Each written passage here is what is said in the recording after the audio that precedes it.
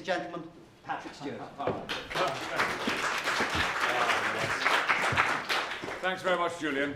For a moment I thought I was competing with Christmas carols, but I think that perhaps they've been turned down, or might be turned down. On the strength of Jim Farber's review in Variety. Now, it's not a reading, it's a fully performed show in which I'm narrator, and we've never been too clear, but somewhere in excess of about 40 different characters, all of whom are fully created. Now, I have no costume, no props.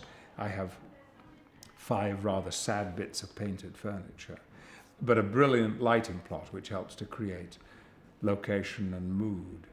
And the rest of it really is up to me. I try to make the characters as vivid and yet as real as possible.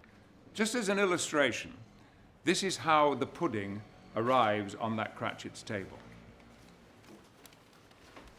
But shortly, Mrs. Cratchit left the room alone, too nervous to be witnessed, to take the pudding up and bring it in.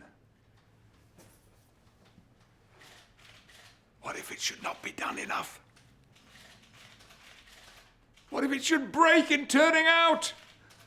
What if somebody had gone over the back wall and stolen it when they were making merry with the goose? A supposition at which the 2 youngest Cratchits became livid! All sorts of horrors were supposed. Hello, a great deal of steam. The pudding was out of the copper. I love being old Joe, who is the nasty, vile, rag and bone man. Come into my parlour, come in, sit down, you couldn't have come to a better place. I have a great fondness for old Joe. And there's a charwoman called Mrs. Stilbo, also not very attractive. There isn't a character in this that actually I don't have an affection for, and luckily I see them very vividly. They're 3-dimensional for me, so I just have to slip inside them for the few moments that they're on stage.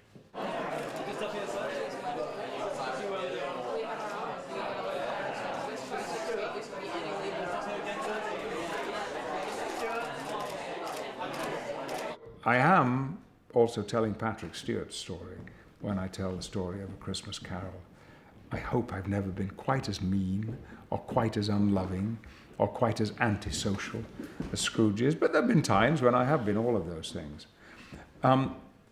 It's also, I suppose, some people might say a great ego trip too, because it's all about me as an actor, though there are many, many occasions when I would give anything to have another actor walk on stage and just for a few minutes take some of the responsibility of telling that story.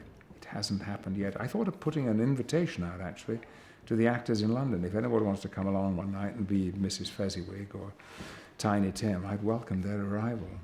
Bob Cratchit said that he regarded it as the greatest success achieved by Mrs. Cratchit since their marriage. Mrs. Cratchit said that, well, now that the weight was off her mind, she must confess she'd had her doubts about the quantity of flour. Everyone had something to say about it, but no one said or thought that it was at all a small pudding for such a large family.